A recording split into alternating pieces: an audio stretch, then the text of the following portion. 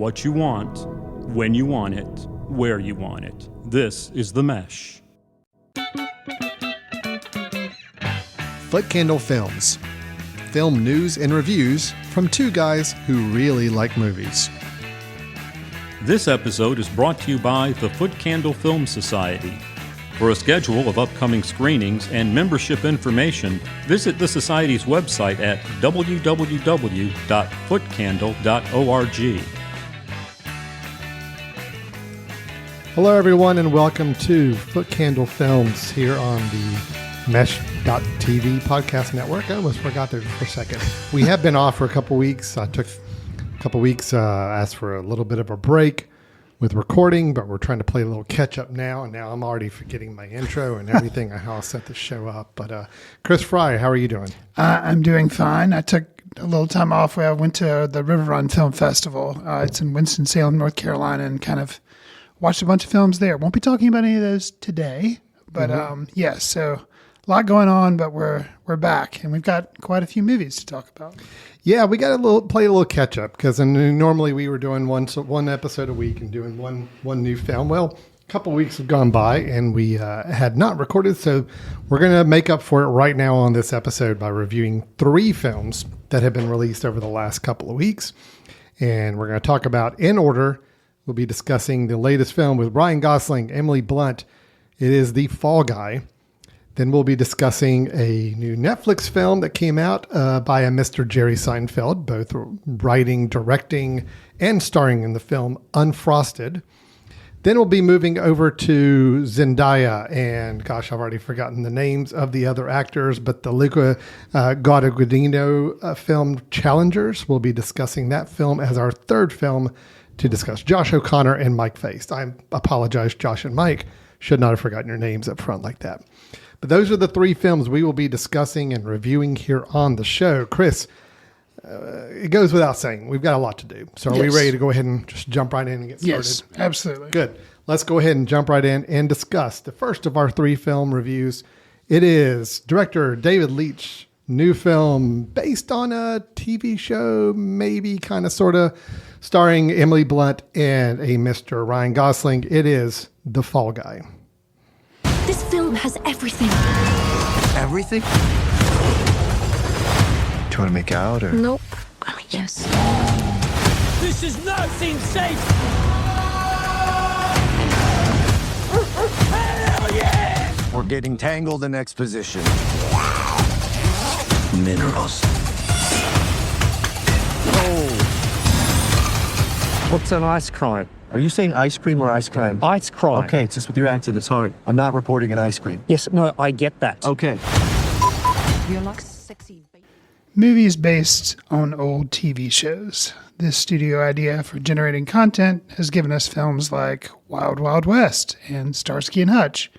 But in fairness, it has also delivered The Addams Family and 21 and 22 Jump Street. Director David Leitch, whose credits include Atomic Blonde and Bullet Train, and he was one of the creatives behind John Wick, attempts to do this with The Fall Guy, in which Ryan Gosling plays a down-on-his-luck stuntman who is tasked with finding the missing star of his ex-girlfriend's blockbuster film. That ex-girlfriend just happens to be Emily Blunt, which you probably could have guessed from Alan's introduction. For you, Alan, which category did this film fall into? Get that? Either Starsky and Hutch variety or the 21 Jump Street mold. Which do you find success-wise, I guess, or how successful was it for you? Let me preface this by saying a couple things with the 3 films that we're going to be reviewing before I lead into my review here. Okay. Interestingly enough, so I typically try to avoid looking at any critical response to films before I go see the film myself. Then I go see the film and I establish this is my opinion. I'm confidently walking out of the theater saying, I have an opinion. This is my opinion. Then I may check and see what other critics are saying after I have formed my opinion so that I don't let my opinion be influenced by other beforehand. It's tough because you do spend a bit of your day in front of a computer.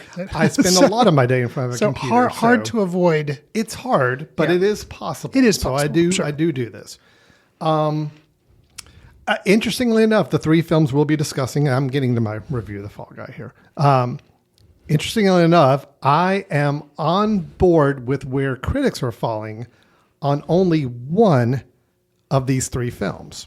Okay, so I'll go ahead and tell you. Critical response, what I've seen on The Fall Guy since my review, has been generally positive. Okay, I'm disappointed in this film. So this is one of the two films where I am not on board with where the critics are. I did find myself disappointed in The Fall Guy and I have very specific reasons why. I look forward to hearing why. Okay. I think all of the elements are here for a really good movie. I think that this is a film that has a very good premise. I think it has a good setup. I think it has the right good characters. I think all the elements are there. I think the problem with this film for me is that and this is going to be very, very specific, but it is the reason that kind of kept me out of this. I think this movie had an editing problem, and editing by not only by length, but also by sequencing and by things that just didn't quite jive, things that went on too long, things that didn't quite make sense in the flow of the action, that I think were all editing based, meaning it really just seemed to be kind of losing its way once this film got into the editing bay and decided how to piece it together into a movie. So I think all the charm is there. I don't fault the actors, or even, I don't even fault the director, I don't think. I think this film had all of the right elements that I wanted out of a film. But at the end of the day, I found myself after a while looking at the watch a little bit saying, okay, how much longer is this going on? Because I feel like there's so many times that this thing could have been so much tightened up. So many things fell so out of sequence and weird things that just didn't quite make sense, character motivations and actions that didn't make sense, might have made sense if put together in a different way. I was disappointed in the film because this is a film that has everything that should be made for a really great, entertaining film. And it was almost there to be what I would call entertaining. But at the end of the day, I still found myself eye rolling and kind of grunting a little bit more than I wanted to through this film. So I was disappointed in it. That was my personal take. I seem to be in the minority on this out in the world, but I guess I was also going with some higher hopes for this film because I like the premise. I like the setup. I like Ryan Gosling. I like Emily Blunt. I like a good action comedy movie with some romance thrown in. I like that it's about movie making and it's kind of behind the scenes, some movie making stuff. It had everything I wanted. I loved the TV show The Fall Guy back when it was on. I really wanted to hear the theme song redone by maybe a contemporary artist in the closing credits. I did get that, but I've even got an issue with the way that was done. So anyway, it had all the right elements, but it just didn't quite work for me. Chris, I went on a rant. Okay, you go ahead. Tell me how I'm wrong. I mean, reviews come from somebody's point of view and from their appreciation, especially in this instance, of the source material. I remember the show, but I would change channels when I saw it was on. I never followed the show. I knew the premise, but I didn't watch more than like 2 seconds of the opening credits. Like, oh, that's the Fall Guy. Dunk. But with this film, kind of how I alluded to in the intro, it's something it's playing off nostalgia. It's playing off an already established thing. Glenn Larson, who's one of the writers, I mean, he's deceased now, but he kind of came up with the original show. He also came up with the A-Team. The A-Team, which I did watch religiously every time it came on, loved it. Did I see any of the movies, the terrible movies that they spawned? I think I saw a little bit of one of them, and it was bad. There were two movies made. Yes, I believe so. Huh. Yeah. Okay. No, I'm not doubting you. I think so. And they were with different casts. It's like they tried again. I think. I know there was at least one. There was one with Bradley Cooper. Mm-hmm. And yeah, don't quiz me on that right now because we'll go down a rat hole. But my point being is that I couldn't have gone into this film with lower expectations.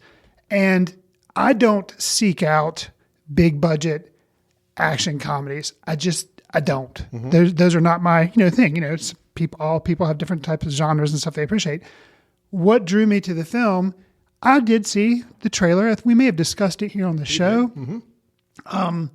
And I like Ryan Gosling. I like Emily Blunt. And I was like, okay, they are going for more of the comedic thing.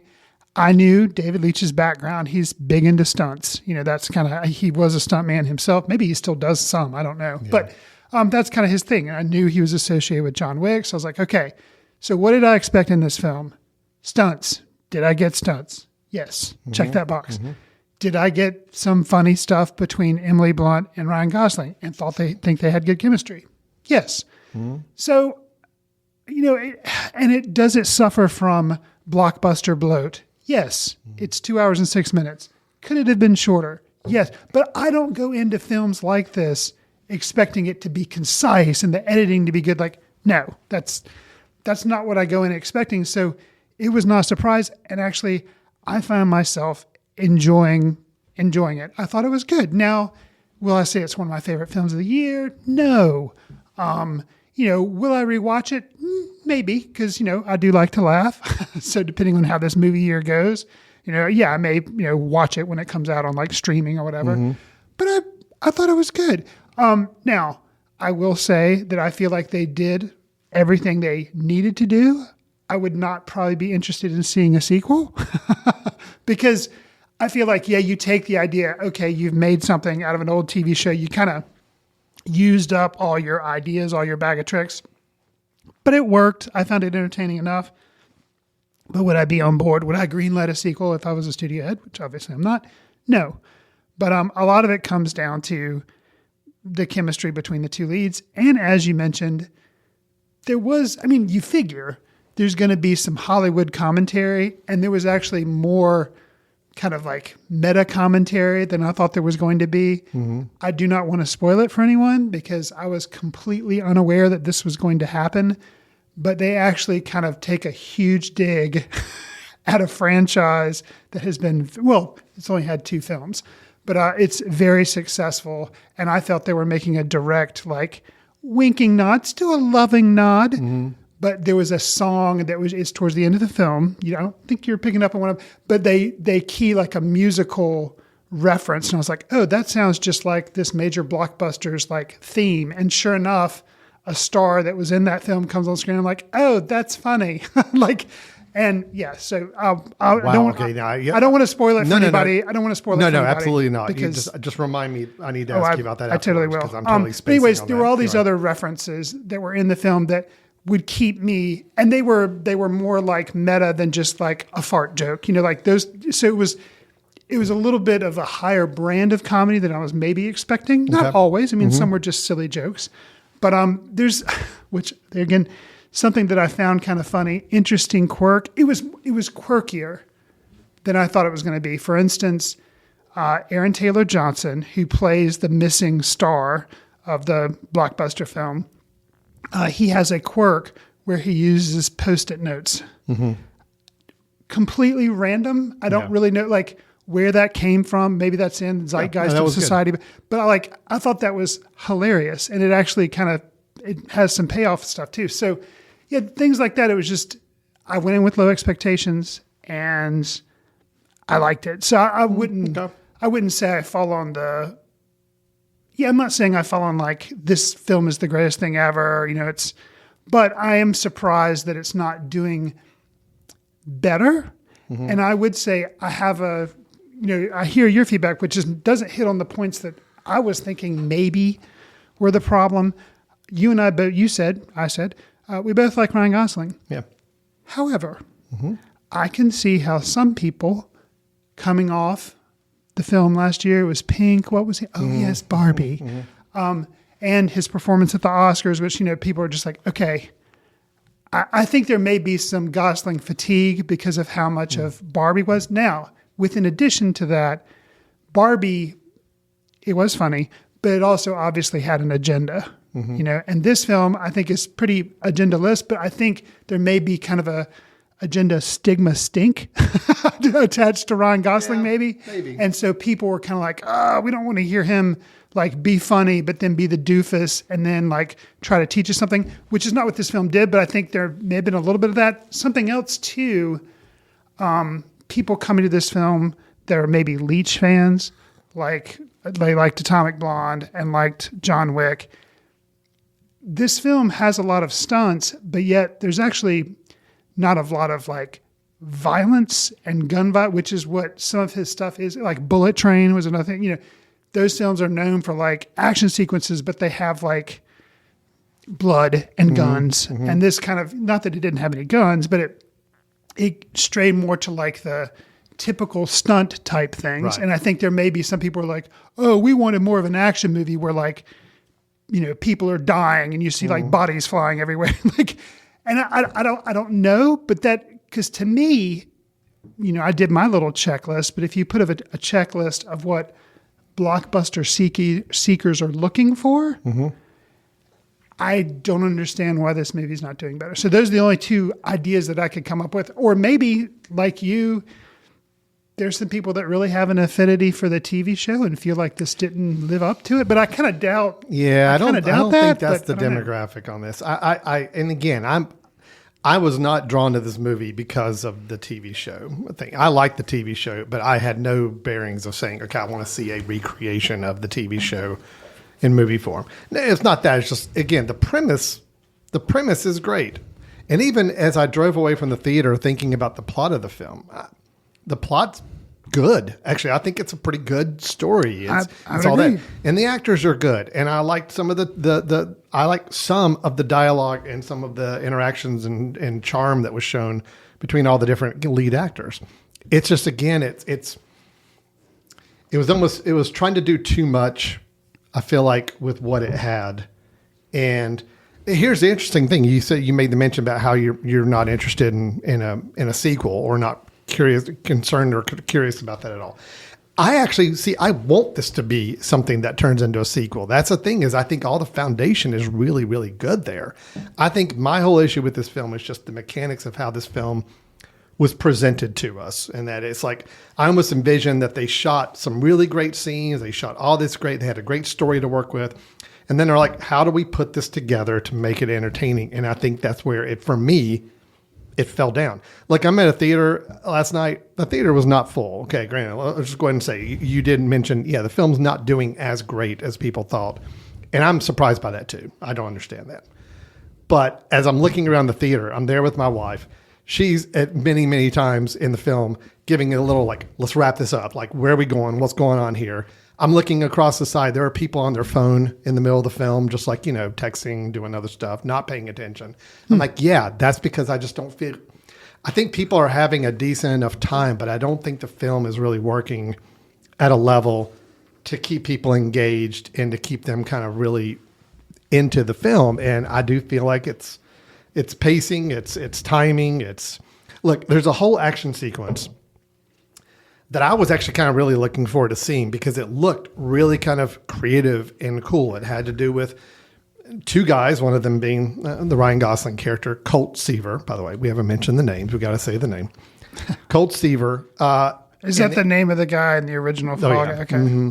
So he's fighting another guy inside of the part of a bulldozer, I think, that scoops things out. It's like being dragged by a truck. It's like this big metal. Well, maybe not the bulldozer. Was it a trash dumpster? Maybe it's a trash dumpster. You're right. It's like on a its big side. metal. Yeah, Yeah. exactly. It's a cool, like you saw in the trailer. I'm like, oh, okay, you did. that looks really interesting. I'm like, that looks cool. And here's how I could sum up my issues with the film, is that you have this great action sequence that I'm kind of like waiting for. I'm like, that looks really cool. It looks like a good old fashioned, like, practical effects action sequence that I'm like looking forward to. The entire sequence is cut back and forth between Emily Blunt's character and also her conversation with Hannah Waddingham, who's also in the film, plays Gail, one of the producers of the film. And honestly, they are cutting back from one sentence being said by an Emily Blunt or by Waddingham back to the action sequence, then back to one sentence being said, then back to the action sequence. It's like, it was just, I didn't understand what their purpose was in trying to present the movie. And that was not just this scene. That felt like it was throughout the film. Then you've got other sequences where you've got a great little dialogue going with Ryan Gosling and Emily Blunt's characters, and there's some real good banter between them, and it goes on forever. It's like they just didn't quite understand how to take this and make this into a more entertaining package for people to absorb. So I think that's some issues, and it's not something that I think a typical moviegoer walks out of the theater saying, yes, I had some issues with the editing and they shouldn't have edited this scene. I get it. I'm a little more specific on it, but I think it is speaking to a bigger thing where people are coming out of the theater and probably saying, yeah, that was fun. That was a good time, but it's not connecting and it's not being that kind of film that people really want to talk about and go out and encourage other people to see. That's my takeaway on it. So I just think it just missed the boat on a few key elements of the film, but look, if they told me they're making a Fall Guy 2 and maybe somebody else was making it or there's going to be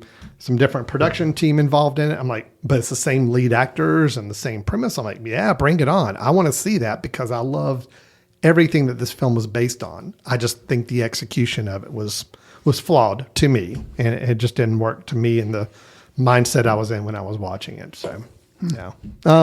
To me, it's another example of Ryan Gosling being in a good movie that's funny that for some reason people overlook and don't like. Kind of like the other Nice Guys. The Nice Guys, yeah. Which I agree. And Nice Guys. Russell Crowe, Ryan Gosling, funny.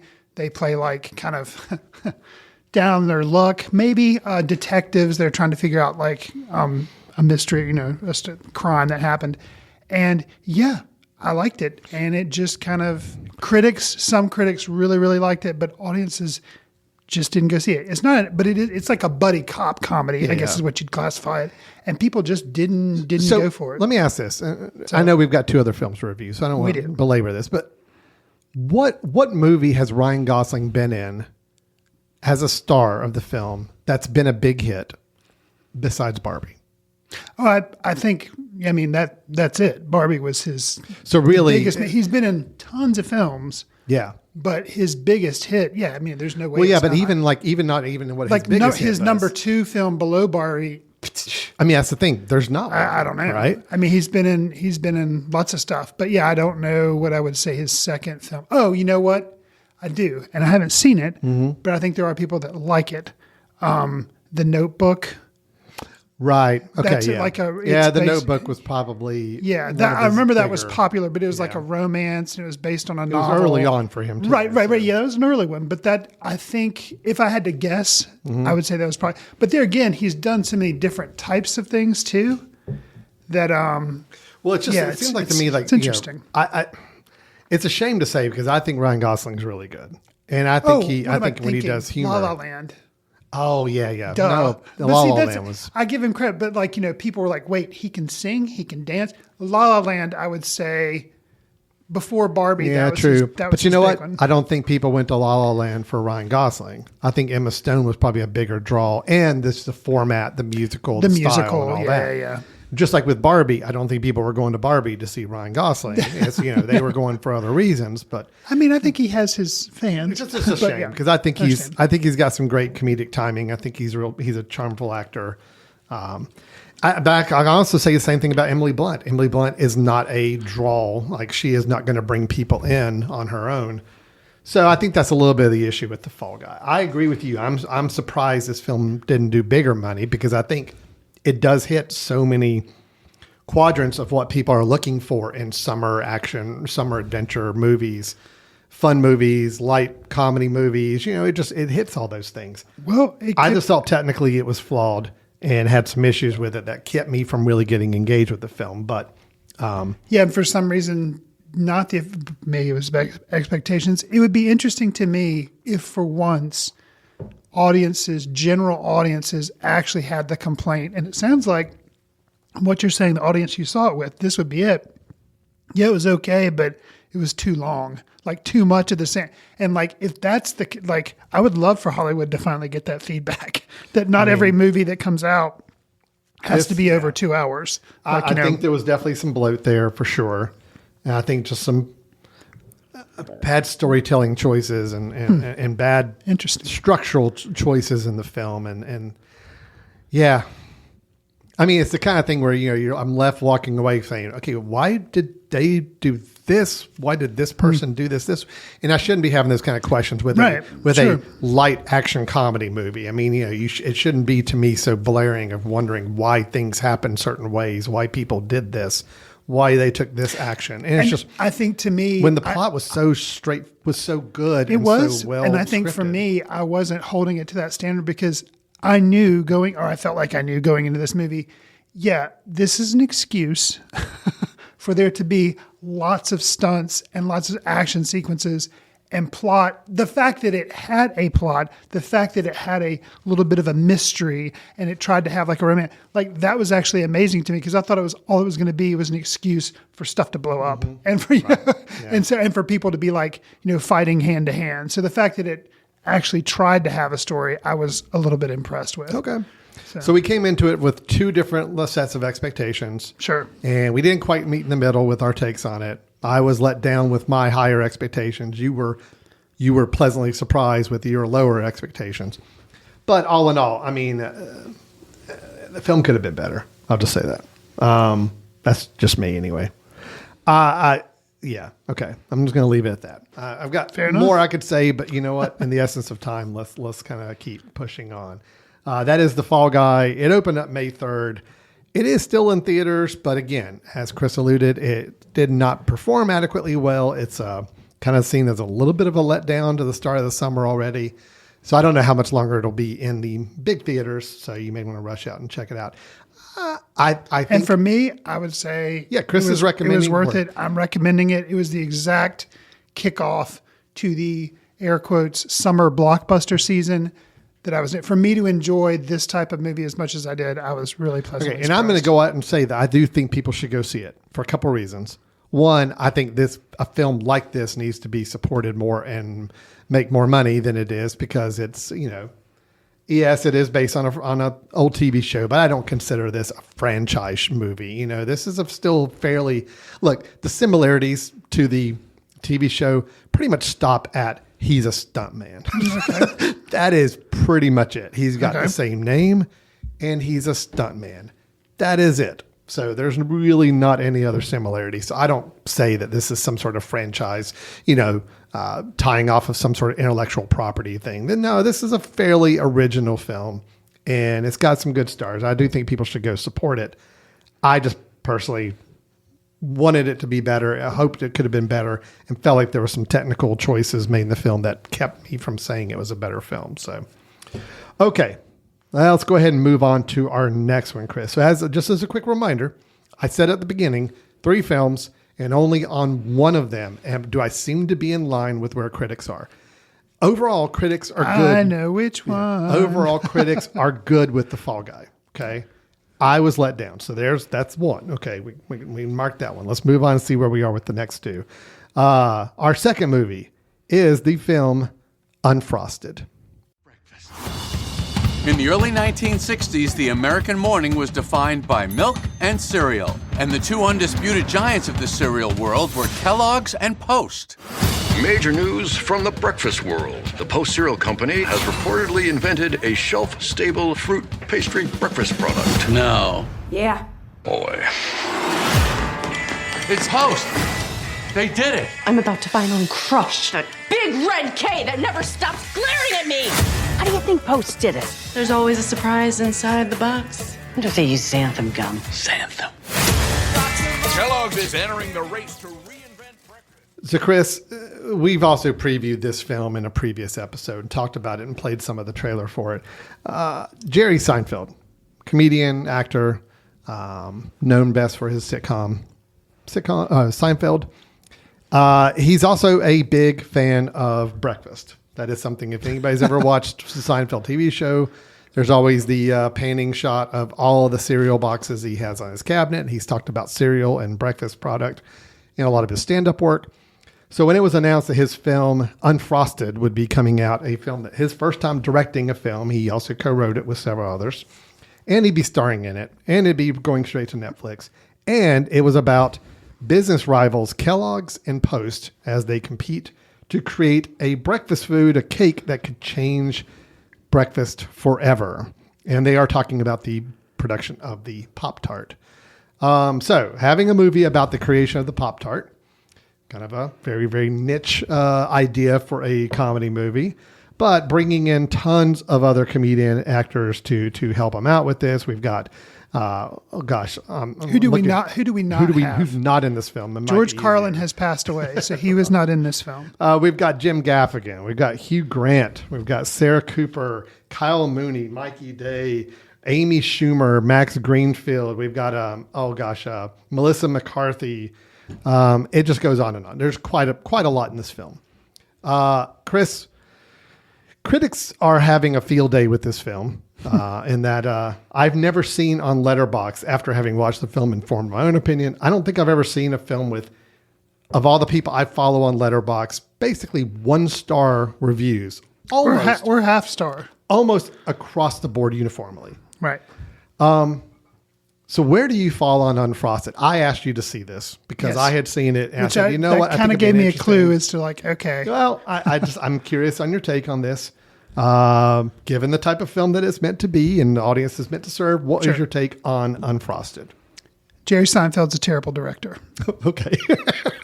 All right, there we go. Notice I didn't say he's a bad writer or he's a bad comedian.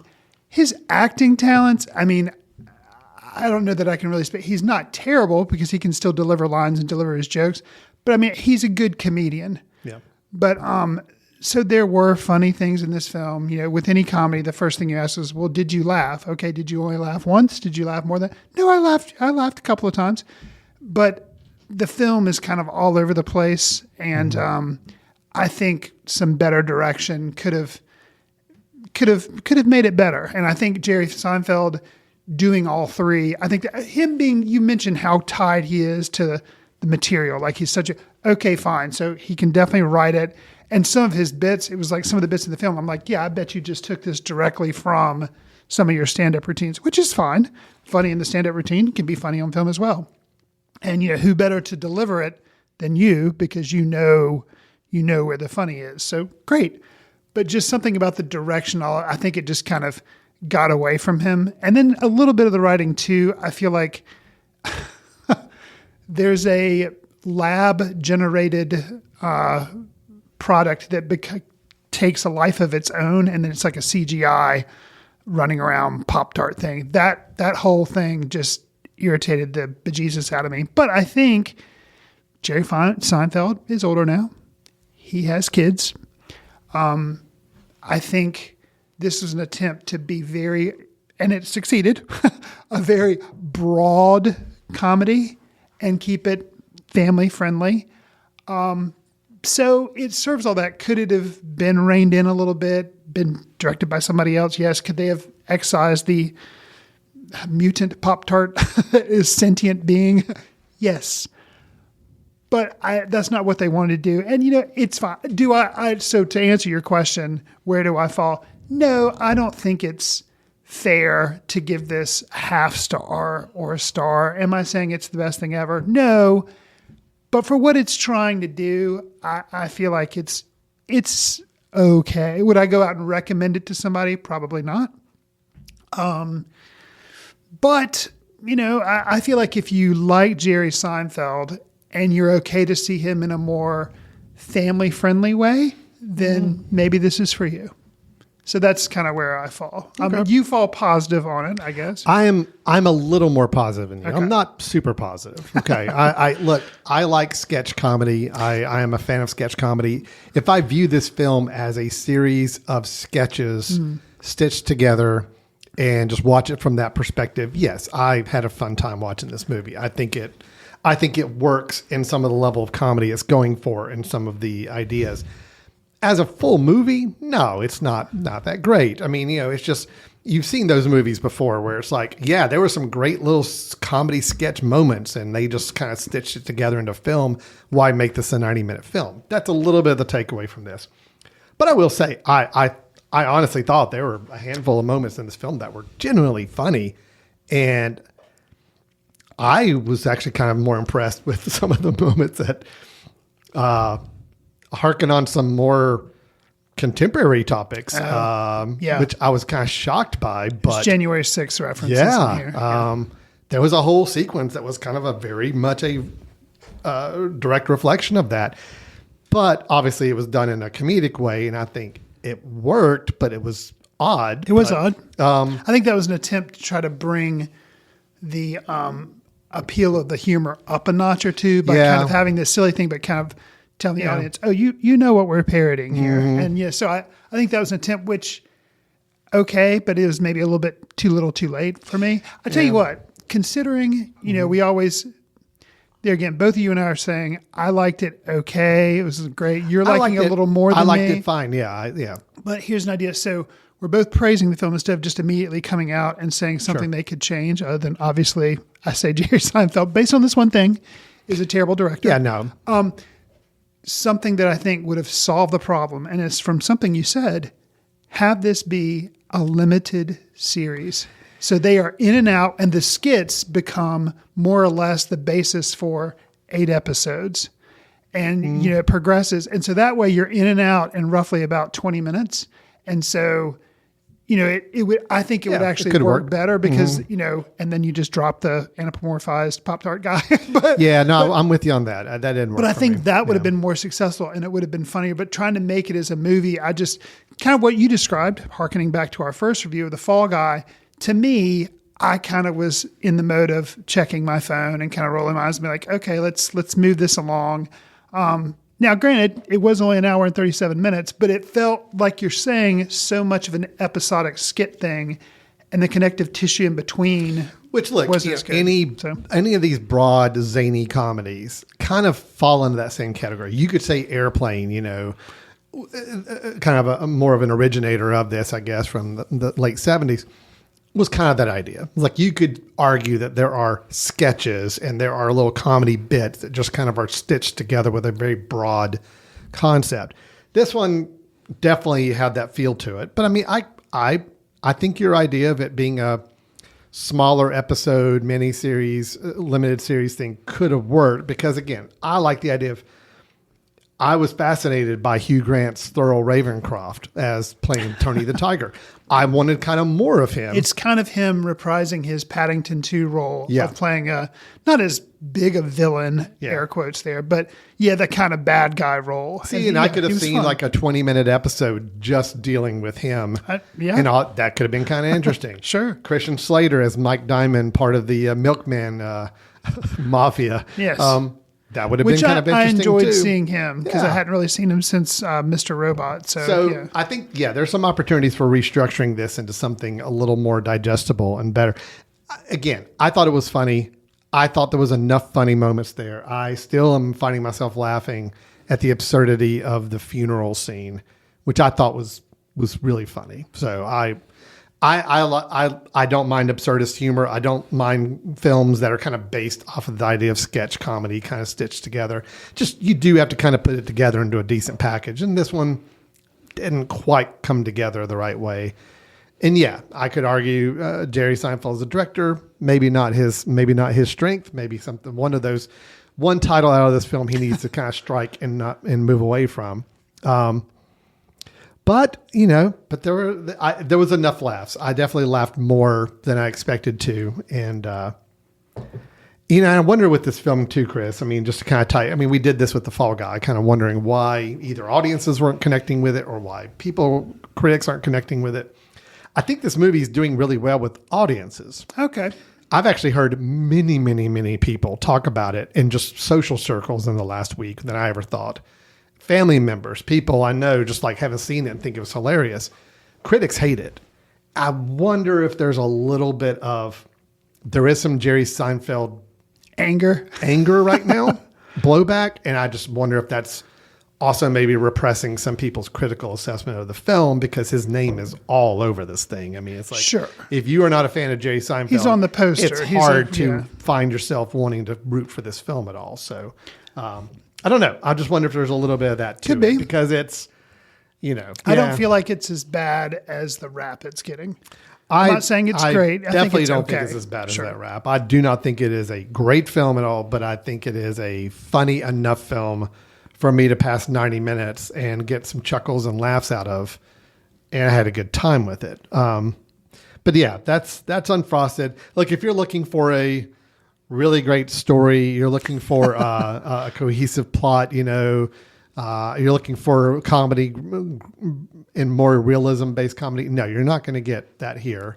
If you're okay with seeing what may be basically 10 to 12 sketches and ideas of comedy bits kind of stitched together in a very random, haphazard way and letting the humor go totally absurd and over the top at many times, then this is fun. I do like the fact that it's based on some elements of actual history. I mean, granted, other than the fact there exists a product called a Pop-Tart. But there was a fight between the two companies. The two companies were competing to try to get this. Were the heads of the two companies kind of in love with one another? No, I don't think so. No, but I mean, the idea that like there are two companies and they are both in the same town, which I think is fascinating. That is, Battle Creek, Michigan, which I think is hilarious. Right. And were both competing in the mid '60s to try to find this ideal breakfast food.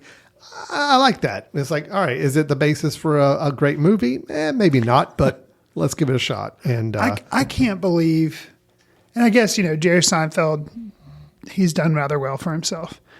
So that being said, I can't believe they're able to make this movie because of how they portray both Post and Kellogg. Yeah. But I guess, surely, the companies had to have passed off on it. I just think because otherwise they would just get sued into oblivion. So I guess it's like, hey, this is parody, this is comedy. And I think people kind of know, like, okay, because you can just tell because of, like you're saying, how absurdist it is, that I think the companies are like, eh. And this was like you're saying, back in the 60s. I can't see how this is going to affect us as a company nowadays and our perception and our business. So, right. Yeah, I get it. But it was, to me, I was just, wow. Because they use the logos, and they're just constantly making references. So, well, and all the characters and mascots from the different cereals and all that. I mean, yeah, it's a very specific film. Yeah. It's a very targeted film. I would say, I think the reason I probably was able to go into this film and have at least a generally open mind to it and be more open to a positive feedback on it. I think the very first scene, is that the one that like takes place in like the malt shop, and it's Jerry Seinfeld's character there and talking it's like with a kid, and it actually acts as kind of bookends, yeah. Which I was like, okay, and you kind of, okay, so that did help me a little bit. I was like, okay, this is what we're doing with this. All right. But what I loved with it is the little kid, George, played by Isaac Bay, immediately when Jerry's like, well, can I tell you a story? And he's like, no. Not interested. Not interested. It's like, well, come on, let me tell you. It's like, all right, fine, but let's just make it quick. Type of thing. The kid's kind of being like the audience, being like, all right, look, this is not really a story I'm interested in hearing, but if you want to tell it to me and you can kind of make it brisk and keep it quick, I'm on board. Right. Just that attitude with the kid, I thought, all right, I'm set up now. This is kind of the mentality I'm going with the film. So, I think kind of, in a way, absurdist humor, I'm there for it. Maybe a bit of a mistake to have so many, because anytime you see such a huge roster in the cast, and you listed maybe a third of them, that kind of can be a little bit of a warning sign. You bring like all your friends and stuff. But this had so many elements, and based on the trailer, it looked awesome. That kind of, for me, even though I went in knowing a lot of people hated it because I saw the reviews all over Letterboxd, it was hard for me not to see them. I saw the 1 stars and the half stars. But I felt like there was potential there, like you felt with The Fall Guy. Had this been directed by somebody different, I think it could have been like really awesome. Or just split it up into a miniseries. Yeah, it's possible. Definitely a different approach to it. Well, that is Unfrosted. It is on Netflix. I think it's doing pretty well for Netflix. It's always hard with these streaming services. They don't like publicly release ratings or whatever on it or numbers. Right. But I think based on just what I'm seeing word of mouth and people talking about, I think it's doing okay and getting some good business. So, but yeah, it sounds like you and I both were a little bit on not opposite ends, but we were definitely not quite feeling what all critics were. A lot of critics are bashing this film for. I just didn't quite get the hate for the film. So, on a Letterboxd thing, it's a 3 for me out of a 5. I'm like, that's a pretty good spot for it. I feel like it's worth watching, but nothing great. Not anything I'm going to spend time contemplating or spending a lot of time thinking about. So fair enough. All right. Let's go ahead and move on now to our third and final film of the episode. It is Zendaya, Mike Faist, Josh O'Connor in a tennis tennis romance drama. We'll get into that. It is the film Challengers. You think that tennis is about expressing yourself, doing your thing. But you don't know what tennis is. What is it? Tashi Duncan. She's in another league. You were incredible today. To have a fashion line, a foundation, it's gonna turn a whole family into millionaires. So with Luca Guadagnino's technically third or fourth film, can't really keep track, but we've reviewed Love and Bone, or was that the name of that one? About vampire or cannibals. We reviewed that on the show. Bones and All. Bones and All, thank you. So I think that's his most recent one before this one. So this does not have Timothée Chalamet. Alan did not read out that name. Yep. But this tells the story of Tashi, a former tennis prodigy turned coach. She is played by Zendaya. Her husband is a tennis player, but has kind of been suffering lately. He was a former big champion, big name. The husband is played by Mike Feist. And so he's kind of struggling. So to overcome a losing streak, she says, you know what? I'm going to put you in kind of this tournament that's not necessarily one of the best tournaments, but it's kind of get you pumped up and kind of get your groove back. And it so happens in this tournament is his ex-best friend and also just conveniently Tashi's ex-boyfriend. Okay, so she's married to Mike Feist, but previously she had a real hot relationship with Josh O'Connor, who plays this ex-best friend, ex-boyfriend. So basically you have this, unless you have been living under a rock somewhere, you probably know that there's definitely a love triangle. There's a lot of, steamy scenes going on in this film. That's kind of been a lot of the press behind it, but it is also about tennis. So it's like a sexy tennis drama. So, Alan, you are a fan of tennis. You watch a lot of the tournaments. You played tennis in high school, I believe. Is that correct? Tennis, high school, some college. Okay, and, so there we go. And was a assistant tennis pro for years. And I think more than me as well, you are also more of a sports movie guy than I am. I don't typically, this is yet another genre that Chris is like, meh. But you do like your sports dramas. I do like my sports movies. So what was your take home? How did you like Challengers? I like Challengers quite a bit. Okay. So I was a fan. I'm a big fan of this movie. Okay.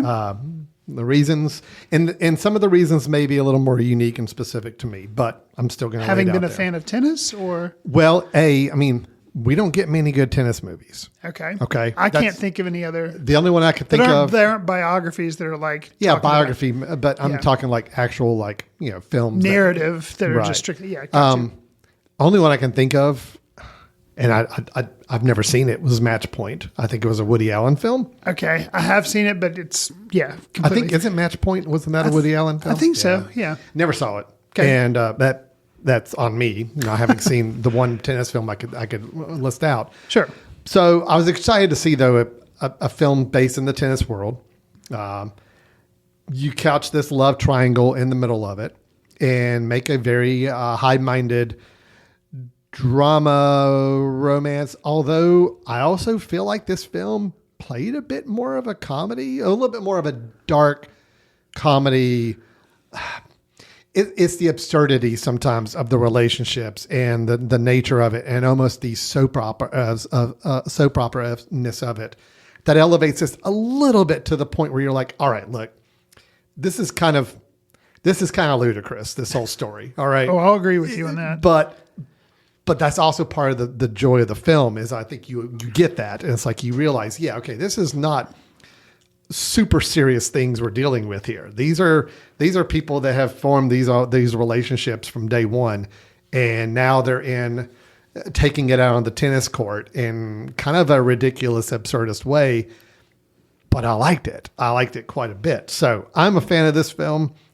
I think people going into it expecting it to be this really tense romantic drama, I think are going to be a little surprised that it's a little more aloof and a little more absurdist than it is. So anyway, and people also expecting to go in for a pure sports movie, I think are going to find themselves. They will definitely be disappointed there too. Absolutely. Because look, I think the sports moments in this film, the tennis scenes, I mean, we can talk about how they're shot and how they're put together. I found it exhilarating. I loved it. But again, that's probably more of a personal Alan thing than most. But I loved all the tennis scenes, and I loved it just as much as I love watching, tennis on, TV or in person myself. I thought it was great. I thought it was a lot of fun. I thoroughly enjoyed this film. And the film did some interesting choices with narrative structure, where we're flipping back and forth between like 3 different time periods, I think, or at least 3, maybe even more. I think that's right. Yeah. But and you use a tennis match, match between that's kind of the husband and the ex-boyfriend. Yeah, it's kind of the framework for the film, which immediately when it started, I was like, okay, this is how we're doing this. I think it worked. I did. I think it worked. I will agree with you on, I think the tennis match scenes were great. Okay. I like tennis. I watch it occasionally, but I feel like keeping me engaged in the film, I feel like, that worked. I thought it was, and I think the leads, you mentioned Zendaya and Mike Face, both of those I was very familiar with. Josh O'Connor, not really familiar with him. He's been in movies I've seen, Emma, Cinderella, Florence Foster Jenkins, but he's not a name like I recognize or whatever.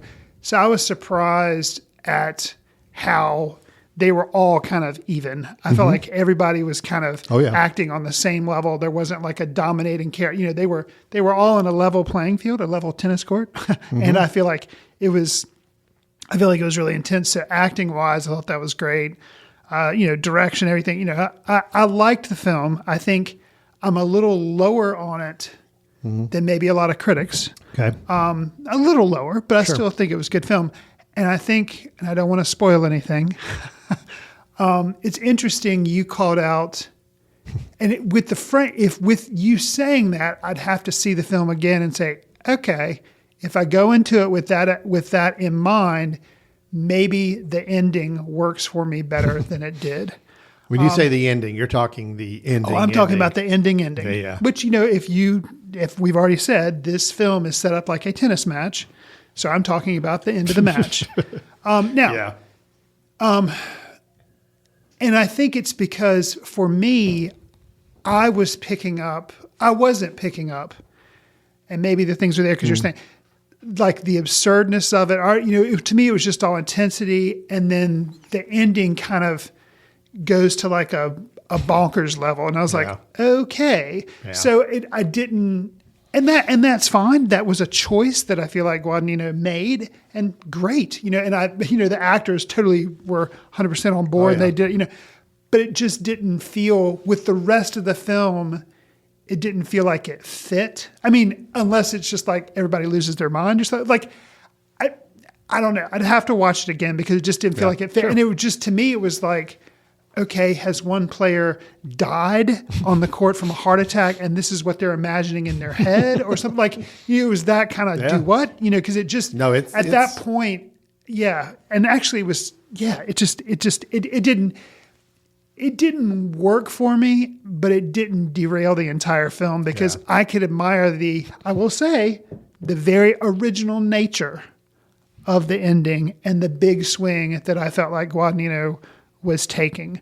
I loved it. Okay. I mean, because to me, it was the perfect culmination of where I felt like this film was kind of leading us all along this whole time. Where it's just about halfway through the film, I'm kind of thinking to myself, all right, you're supposed to take this all as being very uber serious and very all that, but there's kind of some heightened emotions going on here. And it's a little absurdist, the kind of story we're telling. And it's like, when we got to the end, I'm like, yep, we're going for the absurdist. We're going for the emotional outbreak here. And it worked for me. Yeah. My favorite thing in recent time, after were you just laughing? Yeah. I was totally laughing. I mean, it's like, oh yeah, okay, this is kind of ridiculous, but I love it. It's like, yes. I actually heard there was somebody on the news like the days after I saw this film. Somebody brought in a actual tennis umpire to evaluate how that ending of that match would have been scored and how it would have worked out is like, Okay, wow. I have a question. Yeah. I have a question about that, but I can't go into it because that would kind of ruin things. Yeah. But I have a question about that will we'll talk after. I love it. Yeah. But so something that I will say that maybe should have clued me in that I did appreciate while watching. I was like, this is really interesting. And I thought it was really well done and maybe should have clued me into a little bit of where the film was going with the absurdist nature. This is in the trailer, but it's probably cut a little bit because it would give it a higher rating, I think, because it would make it too steamy to show in front of general movies.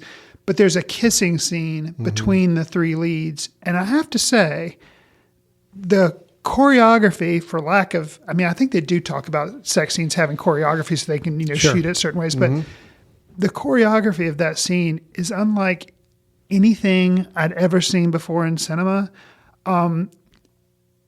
Sexy, yet somehow ridiculously fake. Yep. And winking, but yet kind of beautiful just because, I say you've got three individuals and the way they this choreography is the only way I can describe it. Like kissing each other and like switching and like the way it was just like, it was kind of cool, but that's weird. And that's unlike anything. It was weird, but it was super cool. Ever seen, ever before. Even like the Zendaya character, kind of the way she kind of falls back at one point and then you see perspective from her. Yeah. It's just a whole, it was really interesting. And something that's interesting, there's a mirror of that scene where it's just Tashi and her husband at this point. And there's intimacy between them, but it's cool as far as like, it's not hot and seeing, it's like kind of a cool type thing, even though they're, being intimate with one another, but it's kind of a sad counterpoint. Yeah. And it definitely seems choreographed and like the way they move their, like, they're sitting on a bed and they're kind of like, but it's just, it's removed and cold compared to how it was in that other scene. And it just, I was like, okay. Well, and then you compare that to another scene outside between two other characters at a car. And it's a completely different dynamic, but it's all very... Yeah, so it's just, I think there's something going, which granted, if I would have paid, maybe instead of thinking if I would have paid more attention to maybe the absurdity they were going for, which I didn't really, there again, I think it just really took me by surprise. The ending, and maybe absurdity is not the right word. I'm trying to think of a word where it's almost like a heightened, it's taking a situation and trying to play it as more serious than it really needs to be. It's almost like, because again, we're talking about people here that are playing the game of tennis professionally, right? Which, to try to make this out like it's this love triangle is just like the most serious, deepest thing that people have to deal with. I don't know. It felt like it was all very much a heightened emotion, heightened realism. I felt sorry for Lily, their daughter. Oh yeah, absolutely. Really feel sorry for her. I just feel sorry for a lot of people around the story here, but I found myself really connecting with all three characters. I thought all three actors were great. I think the performances were great. And again, this is Alan coming in with a little bit of a personal connection. Sure. I've played in these youth tournaments. I played in these like feeder type system tournaments that would be the one where if you got far enough along, you'd actually be making it to like the bigger. You could qualify for different things. So like the flashbacks to them as youth, kind of playing, which I thought they all played really well, playing younger versions. They would do things with hairstyles, but no, I felt like it worked. Yeah. And it's like, I knew a little glimpse of that world, enough of it. So it's like, they got all that right. I felt like they got all that kind of, the energy, the kind of personalities involved, it was all felt really, really solid. So, I've got to ask you before, we've done 3 movies. So we, I feel like we've pretty given concise reviews of each one, but I can't let this one pass without asking you what you thought of the work of Trent Reznor and Atticus Ross. No, the music so doing was the soundtrack. So good. Yes. Okay. What theater did you see it in? I did. Did you see it in the Dolby? No, I did not. Okay. I typically like Reznor and Ross's work. Yeah. And maybe I will give the disclaimer. Maybe it is because I saw it in the Dolby, but specifically mix was a little the bad. time when they got to times when it got to me were during the matches. Yeah. And the like techno-ish score was going so hard and it was so loud. Yeah, I wanted it to stop. That might have I was been a like, Dolby thing. I don't care what happens. I need this to stop. Like I want them to. It was just, it was like I was standing next to the speaker in a club and I couldn't move away. Interesting. And I know maybe it was like the cheesiness effect they were going for and really trying to put it in your face. Well, congratulations. It was over the top. It was in my face. And I felt like I was watching like an action movie where it was just so loud and over the top. And you're just like, please end, please end. I think the music helped add to that. The word I use, absurd, which is still, I don't think it's quite the right word, but that over the topness of it all. The music absolutely added to that. I didn't have the issue with the volume of it. Okay. It was definitely louder during those matches, and it was meant to evoke this kind of high intensity to it, although at the same time. And maybe mocking the high intensity. A little bit of that, because club music is not, this kind of music is not what you would associate with tennis. No, because it's like refined and formal. And so I love that they were playing with that emotion. Okay. But I love the music. I actually found myself listening to the soundtrack a little bit afterwards, just to kind of hear. I just thought that was really well done. So, okay. All right. Well, that is Challengers. Sounds like we were both positive on it. Maybe me a little more positive than Chris on that one. But this is the one of the three films where I do feel like I'm kind of in line with where critics are, because I think overall critical assessment's been really positive on this film. I did like it quite a bit. It's one of my more favorite films in. Can I say more favorite film of this year? Sure. I mean, we're still kind of early on. I haven't honestly seen that many films this year. I've been kind of we haven't slow really on hit it. the Oscar baiting time yet. So maybe of the films released this year, this might be one of my favorites. So okay. But that is Challengers, playing in theaters still as of the time of this recording. So Luca Guadagnino. No, I think Guadagnino. Did I get it right? Yeah, I think so. Good. As always, I'm now even more curious. I loved Bones and All. I love this movie. So now I'm like definitely wanting to see what comes next. So with him. All right, Chris, that is our three reviews. We had The Fall Guy, we had Unfrosted, and we had Challengers. Yes. Sound like there were some positive vibes to all three at different levels. Of the three, I'm going to say my favorite was definitely Challengers. Then I will say I'm kind of maybe tied on Unfrosted and The Fall Guy. Wow. Yeah. Okay. Yeah. Yeah, I'm kind of tied on those Fair two. enough. So sounds like if I'm picking yours, your favorite of the three was Challengers, right? No, my favorite of the three was definitely Fall Guy. Oh, you like The Fall Guy better than Challengers. Absolutely. Okay. The Fall Guy, Challengers, then Unfrosted. Yeah, I mean, Challengers is good. I'm not saying, All right. star-wise, I'll have to figure all that out. Fall Guy worked for you, man. Which movie? I mean, it's weird, like, better film, probably Challengers. But the one I had More a better enjoyable for experience you. with, Fall Guy. Fair enough. And some of that probably has to do with the ending, which we'll, but. Yeah. So we did do 3 reviews, but I do have a recommendation. Well, I was going to say, Chris, we have a couple more minutes we can squeeze in here, I think, before we hit the running time that we have deemed to be too long for people to listen to. Sure. But Chris, yes, I have missed your recommendations these last couple of weeks. We haven't recorded. I need more movies to add to my ever-growing watch list that I will never get to. Sure. So, Chris, what recommendation do you have for us today of a film you think we ought to check out? So it is an earlier film starring one Mr. Ryan Gosling. It's one that I believe you've seen, so you won't have to put it on your watch list, Alan. It's from 2007. It's Lars and the Real Girl by director Craig Gillespie, who went on to make I, Tonya and the Cruella film that Disney put out. But anyways, this story is about Lars, as you can tell from the title. He's extremely shy. He doesn't really make friends or socialize very well. But he decides to get basically a sex doll online and gets it on the internet. But then he brings it to his house and then starts treating it like an actual person. He has some psychological problems, and the community decides, based on the advice of the doctor, to just go along with his delusion and try to support him the best they can, because they're like, well, he's a seemingly nice guy. He's just really odd. And the film really, I feels like shows what can happen when people just try to be kind, you know, and that's seems like such a simple concept, but in today's society where we can kind of get polarized in something about different issues, but for people just to decide, you know what, we're just going to try to be nice to this dude and help him because we can tell he's kind of going through a rough patch.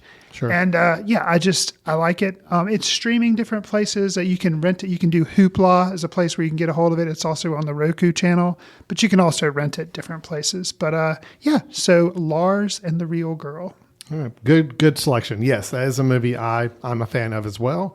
That was the first time I remember seeing Ryan Gosling pull off something, a quirky performance. It has some humor to it, but also has some emotion. Yeah. And it was very different than I think what people were used to seeing from him at the time. But I was a big fan of it. I thought it was great. So Emily Mortimer's also in it. Right. So, yeah. But yeah. Good reminder of that film existing. So that's good. All right. Lars and the Real Girl. That is the recommendation there. So with that, we're going to go ahead and wrap up the show. So thanks for Chris's recommendation. Our reviews of The Fall Guy, Unfrosted, and Challengers, all available to see in one way or another, movie theater or streaming online at this time. And Chris, we will be planning on being back next week to hopefully catch up on another either newer release film or something that we can talk about. We may be playing still a little bit of catch up with some newer releases. We'll see where we stand. But just, do you want to remind everybody real quick? Sure. About our festival coming up and also how they can get a hold of us too. So the festival Alan's mentioning will be our 10th annual Foot Candle Film Festival. That's taking place September 20th through the 28th. So we encourage you to, if you're going to be in Western North Carolina during those times, to stop in and check it out. Should be pretty good. We're pretty excited about it. Meanwhile, if you know of a film that you'd like for us to talk about or review, you can send an email or any other comments about the show. Send an email to info@footcandle.org. You can also follow us on Twitter @FootCandleFilm, Facebook, we're at Foot Candle Film Society, Instagram and Threads, we're just Foot Candle Film. Al and I are also on Letterboxd, where we try to track what we're seeing when we can. Do us a favor, if you like the show, and we hope you do, consider writing a review or sharing with friends or whatever service you receive your favorite podcast on, because it could help us reach new listeners. We'd always appreciate you doing that. All right. That will do it for today. Thanks, everybody, for listening, and we will look forward to talking to everybody next time. Take care. See you in the ticket line. Watch films in the company of like-minded people in the dark. Watch films in the underground. We won't let anyone know where you are. The films that don't make it to Carmike at the mall, or ones that were famous when Grandpa would watch films out of the reverence of the heritage of an art. Watch films through the courtesy of Foot Candle Film Society. Special thanks to Carpal Tuller for the show theme music. For more about Carpal Tuller, visit www.carpaltuller.com. You've been listening to The Mesh, an online media network of shows and programs ranging from business to arts, sports to entertainment, music to community. All programs are available on the website as well as through iTunes and YouTube. Check us out online at themesh.tv. Discover other network shows and give us feedback on what you just heard.